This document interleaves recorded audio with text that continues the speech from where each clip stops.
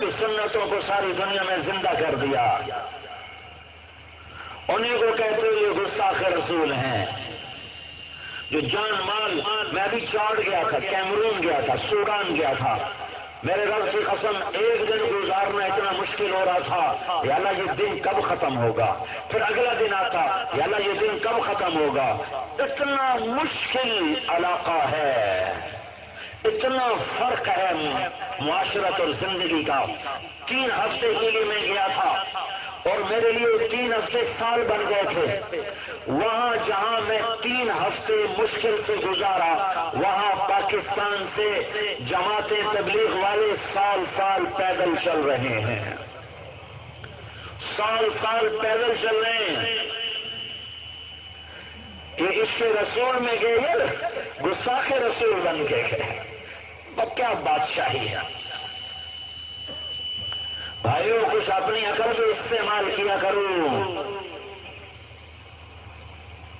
میں ایک جگہ بیان کر رہا تھا، میں نے کہا اللہ نے میرے نبی کے پاس 9 بکریاں تھیں، 10واں بکرا تھا.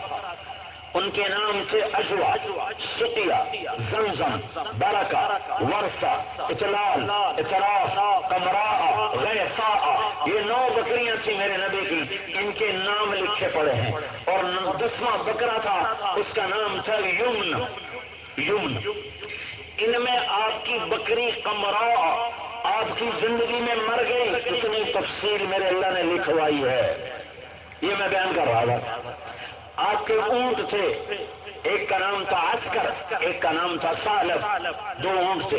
4 اونٹنیاں تھیں، ازبا، جدعا، شہبا، قصوا.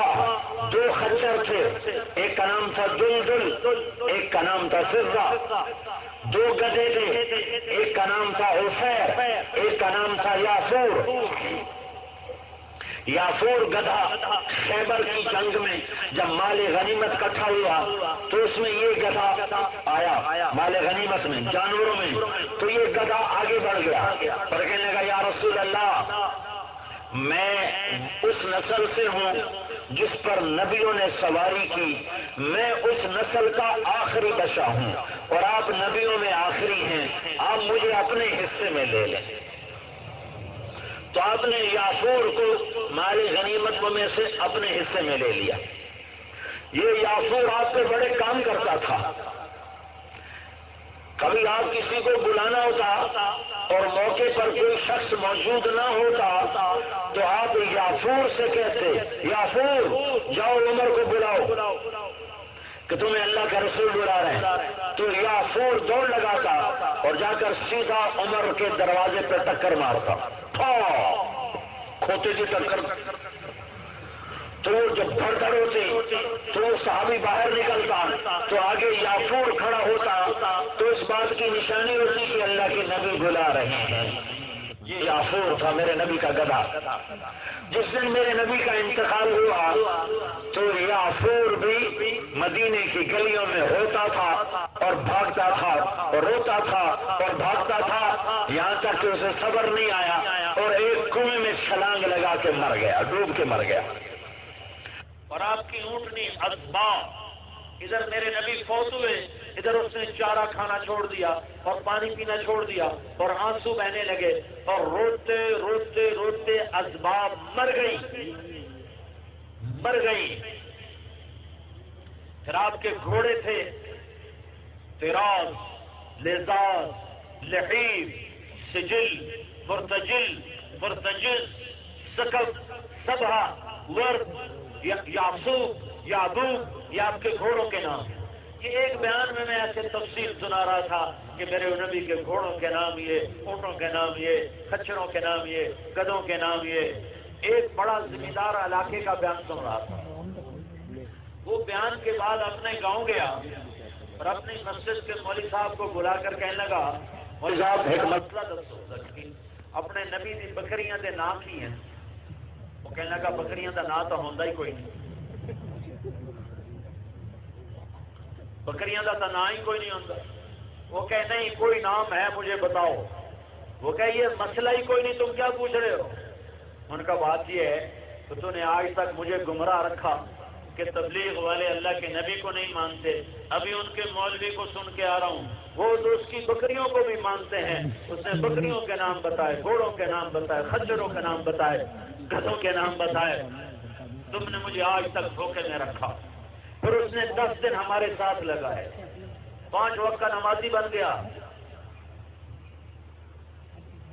میرے بھائیو، یہ تبلیغ کا پیغام ہے.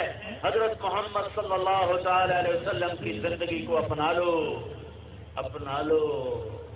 یہ جہان بھی تمہارا، وہ جہان بھی تمہارا. یہ سیکھنے سے آئے گا، یہ سیکھنے سے آئے گا. میرے محبوب کی زندگی میں 2 چیزیں خلاصے کے طور پر. خلاصے: ایک عبادت جس میں نماز سب سے سر فہرست ہے. جہنم میں کوئی مرد عورت بے نمازی نہ رہے. نماز اللہ سے جڑنے کا ذریعہ. کربلا کا سورج سر پہ آ چکا ہے اور یوں ڈھلا ہے، اور ظلم و ستم کی وہ کہانی لکھی جا رہی ہے. نہ پہلے لکھی گئی نہ بعد میں لکھی جائے گی. اور 10-15 شہید ہو چکے ہیں، 72 ٹوٹل نفوس قدسیہ ہیں.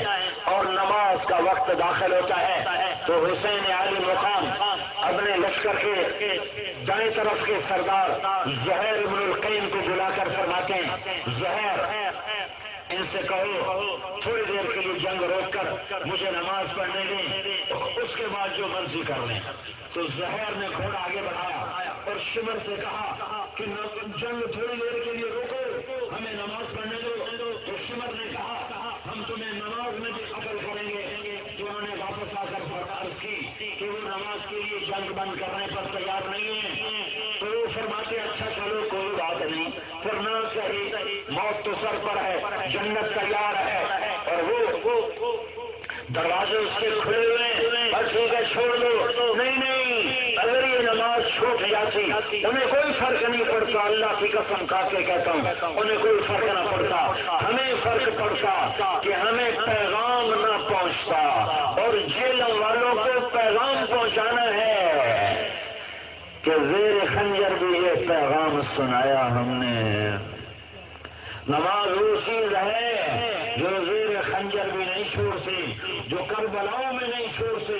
تم دکانوں پہ چھوڑ دیتے ہو، جو کربلاؤں میں نہیں چھوڑتی. جو عورتیں ہانڈی پکاتے چھوڑ دیتی ہیں، یہ کربلاؤں میں نہیں چھوڑتی. یہ ڈرامہ دیکھنے کے لیے چھوڑ دیتے ہیں. یہ بدبخت، یہ میچ کرکٹ کے لگے ہوئے، یہ میچ دیکھنے کے لیے نمازیں چھوڑ دیتے ہیں. اور یہاں کربلا قائم ہے، سر دھڑ کی بازی ہے، آل رسول کا خون بہ رہا ہے. ساری کائنات کا افضل ترین خاندان اہل بیت اور آل رسول ہے. آج اس کا خون پانی سے بھی سستا ہو کے بہایا جا رہا ہے. اور نماز کا وقت آتا ہے، کہتے نہیں چھوڑیں گے، کہ ہم نماز نہیں چھوڑیں گے. تم ہمیں نہ چھوڑو، ہم نماز نہ چھوڑیں گے. ادھر ستمگر ہنر آزمائیں، تو جیگر آزما، ہم جیگر آزمائیں. آپ نے فرمایا آج نماز پڑھو، آج ان سے جنگ کرو. پھر آدھوں کو نماز میں کھڑا کیا، آدھوں کو جنگ میں مشغول کیا.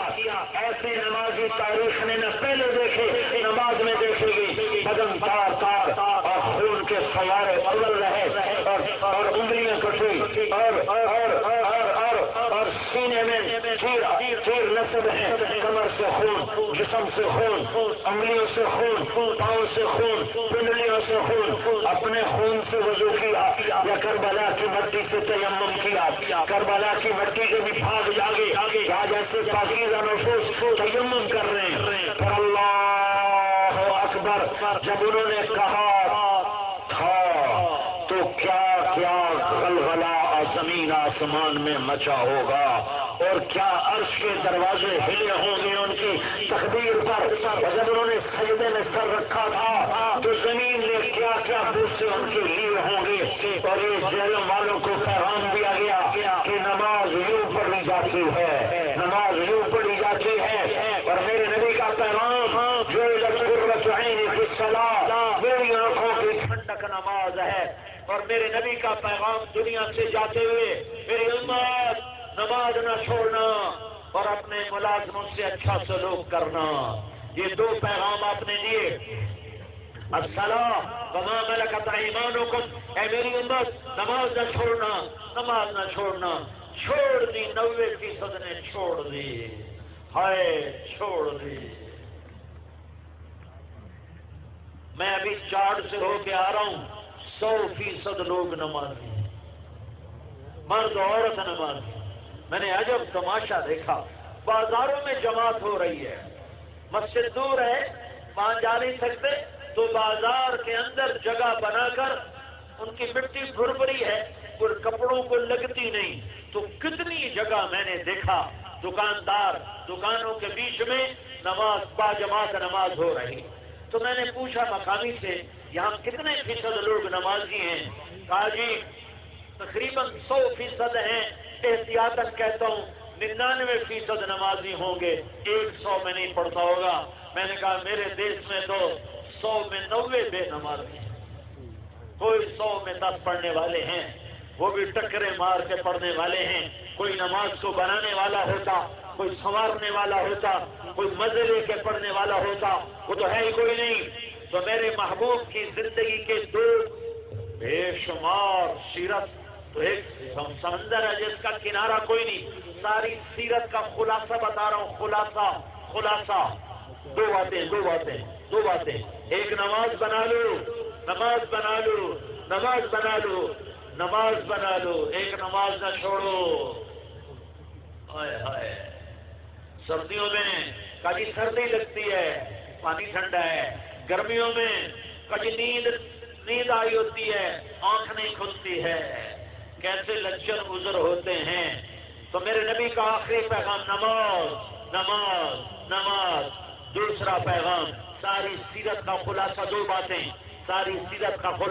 باتیں، ایک نماز، دوسرے اخلاق۔ اے میری امت اپنے اخلاق بنا لو، معاف کرنا سیکھو، درگزر کرنا سیکھو، چپ رہنا سیکھو، اختلاف رائے کو برداشت کرنا سیکھو۔